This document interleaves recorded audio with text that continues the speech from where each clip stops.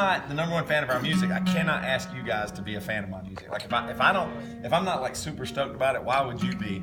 So I think the biggest inspiration we have is just that it's really fun to write music. It's something that just is great to do. It helps your brain. It does all these amazing things. And so I think when we write a song, more than inspiration, I think I'm just thinking what just sounds and feels good. Like just the bass motive there, just this feels good. Like I just like that. And then from there, I think it kind of grows into what am I trying to say? What is this song saying? And I've said this a million times before too. I don't even know. I promise you, it's almost like I've heard other artists say this too, but I've always felt this way. I don't even know if I write the music. It's like it's somewhere out there, and I'm just trying to find it. And if I can find the song, then I get to be a part of it or something. But I don't think I don't ever feel like I sit down and just I just wrote that. It feels like it's somewhere out there, and if I can find it, it's really amazing. Very similar to the feeling I used to have when I delivered pizza.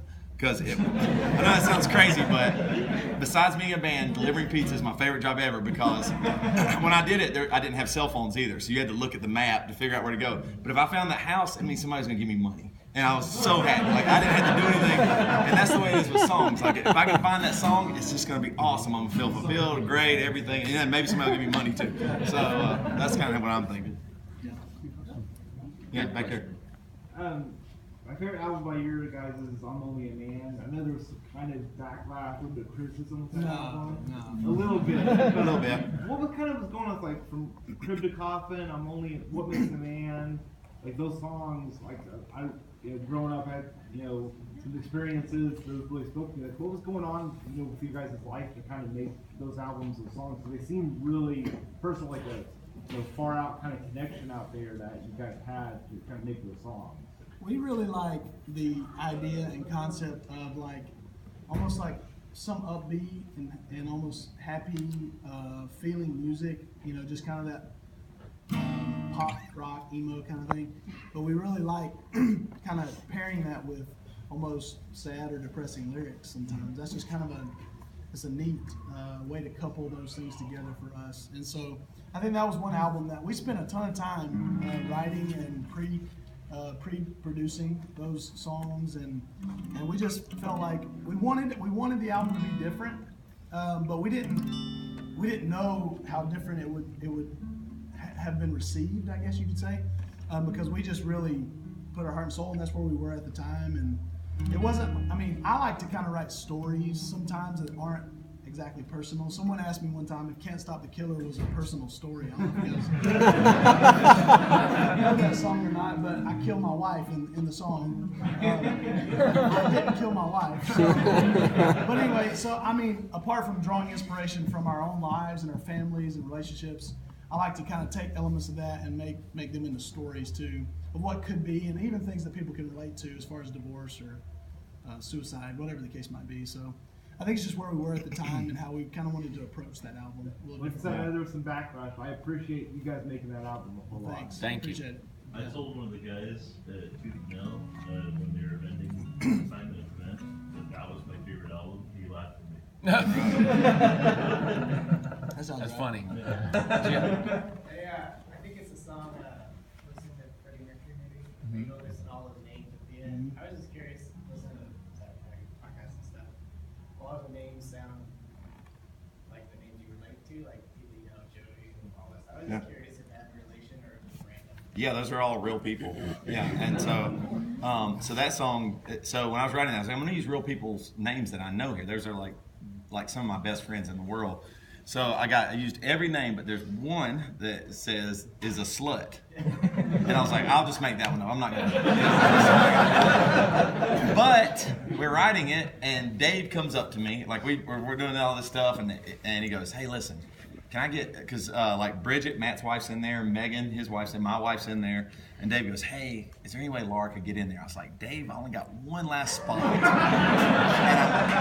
I'm just certain she doesn't want it. He goes, no, I think she does. I was like, no, she does not. Sure enough, she didn't care. So Laura is a slut is Dave Powell's wife. That's real. That's a good song. Anybody else got any questions right now? Yeah, back there. I was going to say earlier in that song, you kind of blew my cover when I Was Ben deal drugs? Is that right? Yeah. Makes sense. So if anybody needs anything, Ben's in the back. Talk to him discreetly. Yeah. Do you guys have any like major bands that you would say influenced you growing up, or in the decision to become a band yourself? Man, you got The this. first time that honestly, we didn't have any real influence listening to music in the sense that empowering thing, like, oh, we can do this. We grew up listening to radio rock, and it just seemed like some other universe. Like there's those famous people that are in bands that play arenas, and we listen to that on the radio. And that's the way we grew up. And never really considered that it was possible to just do real stuff until we got to college and got introduced to indie music. So the first bands that we heard that were doing really interesting stuff that was different was like Pedro the Lion and Sunny Day Real Estate and stuff like that. And we're like, whoa, this music is unlike anything we've ever heard. And then come to find out they were just small bands of regular dudes that would go around and play for 30 people or 100 people. And that is when we got really excited. Like, oh, we can play for 30 people. You can be a real band that makes good music that sounds crazy and different, and is viable just with dozens of people showing up to shows. And we didn't even grow up around the punk rock culture or go to shows, so we didn't even know there were small shows in cafes and basements, stuff like that. So as soon as we found out about that, those were among the first bands that we encountered that were doing that kind of, and there were a bunch of hardcore bands at the time too. So One in the back. What is it that brought you guys to God?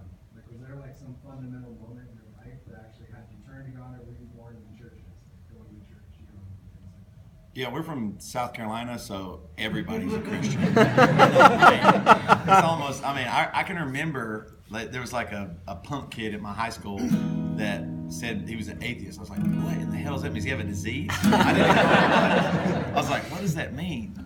I didn't even understand it. So, yeah, we grew up, my Papa, my grandfather was a pastor, his dad's a pastor, Matt grew up in the Presbyterian church. It's just ingrained in you. It's the same as anything else. There's no difference.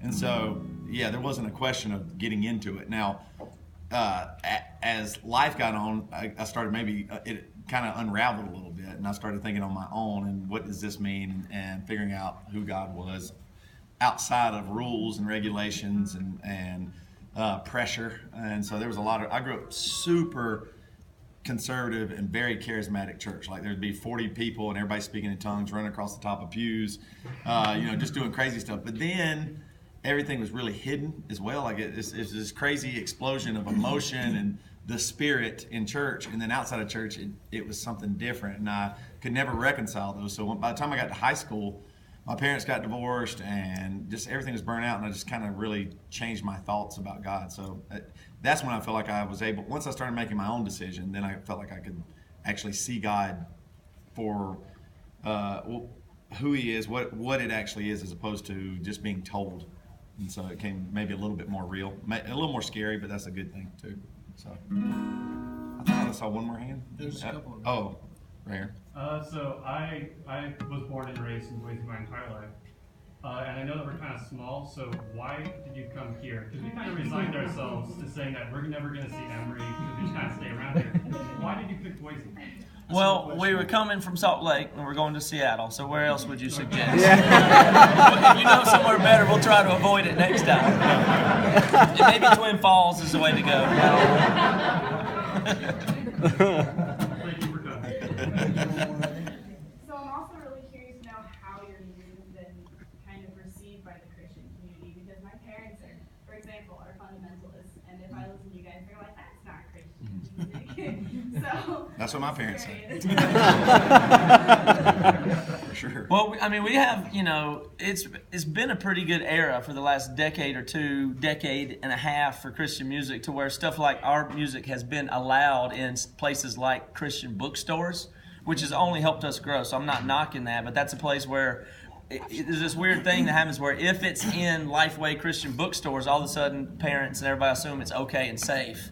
So somehow music came, somehow Christian music, it grew to a point where it was, people were willing to have the boundaries pushed a little bit. So we did get discovered by a lot of youth pastors and parents that stamped us somehow as safe because we're on tooth and nail or in a Christian bookstore. So in general, we've been pretty embraced by Christian, the general Christian, you know what I mean? But but even to them, we're seen as very edgy or boundary pushing. And if we play at a Christian festival or something, they'll put us over in the corner and we'll play at midnight. And it'll be called the Fringe Stage, for instance. So we're identified as fringe music for Christians or something.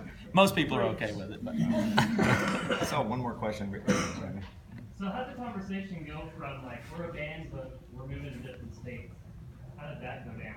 It just depends on, what girls you wind up falling in love with and marrying. That's the way that goes. It starts to take precedence. I mean, most of you probably heard the story, but we moved from South Carolina to Seattle in 2001, and we got the band started in Seattle and met Josh and other friends and everything. And after, like I said, after a few years, we met our future wives and started touring full time, all that stuff.